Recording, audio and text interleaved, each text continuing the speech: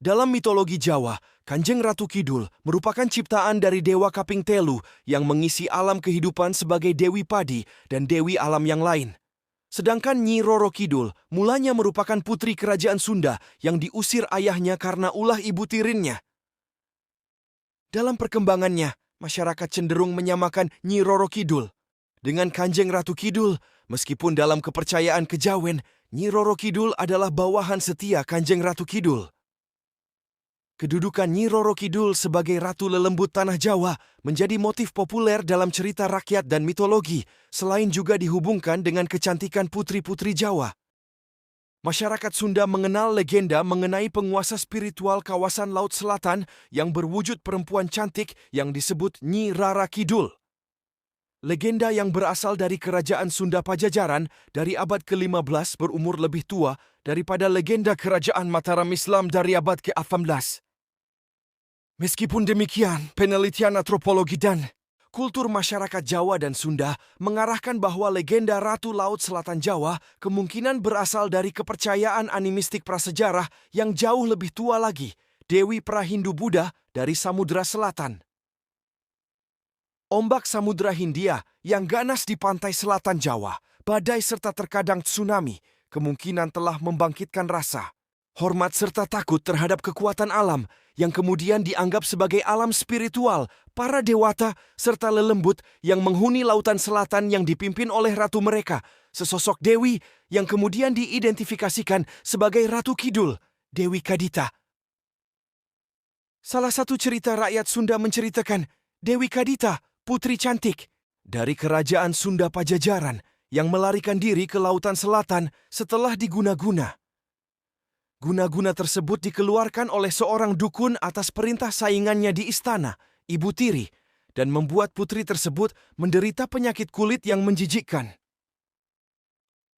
Ia mendapat bisikan gaib dari ibunya untuk melompat ke lautan yang berombak, ganas dan kemudian ia menjadi sembuh serta kembali cantik. Para lelembut kemudian mengangkatnya menjadi Ratu Lelembut Laut Selatan yang legendaris. Versi yang serupa adalah Kandita, putri tunggal Raja Munding Wangi dari Galuh Pakuan. Karena kecantikannya, ia dijuluki Dewi Srengenge, Dewi Matahari. Meskipun mempunyai seorang putri yang cantik, Raja Munding Wangi bersedih karena ia tak memiliki seorang putra yang dapat menggantikannya sebagai raja. Raja kemudian menikah dengan Dewi Mutiara dan mendapatkan putra dari pernikahan tersebut.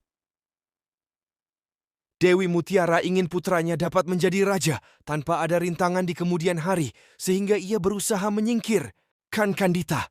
Dewi Mutiara menghadap raja dan memintanya untuk menyuruh Kandita pergi dari istana. Raja berkata bahwa ia tidak akan membiarkan siapapun yang ingin bertindak kasar pada putrinya. Mendengar jawaban itu, Dewi Mutiara tersenyum dan berkata manis sampai raja tidak marah lagi kepadanya. Keesokan harinya, sebelum matahari terbit, Dewi Mutiara mengutus pembantunya untuk memanggil seorang tukang tenung.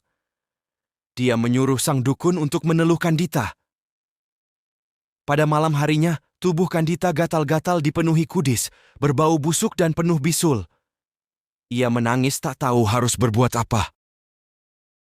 Raja mengundang banyak tabib untuk menyembuhkan Kandita, serta sadar bahwa penyakit tersebut tidak wajar, pasti berasal dari guna-guna. Dewi Mutiara memaksa sang raja untuk mengusir putrinya karena dianggap akan mendatangkan kesialan bagi seluruh kerajaan. Karena sang raja tidak menginginkan putrinya menjadi gunjingan di seluruh kerajaan, ia terpaksa menyetujui usulan Dewi Mutiara untuk mengasingkan putrinya dari kerajaan. Kandita pergi berkelana sendirian tanpa tujuan dan hampir tidak dapat menangis lagi. Ia tidak dendam kepada ibu tirinya, melainkan meminta agar Sang Hyang Kersa mendampinginya dalam menanggung penderitaan.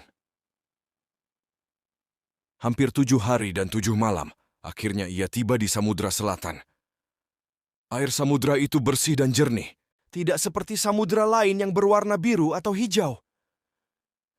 Tiba-tiba ia mendengar suara gaib yang menyuruhnya terjun ke dalam Laut Selatan.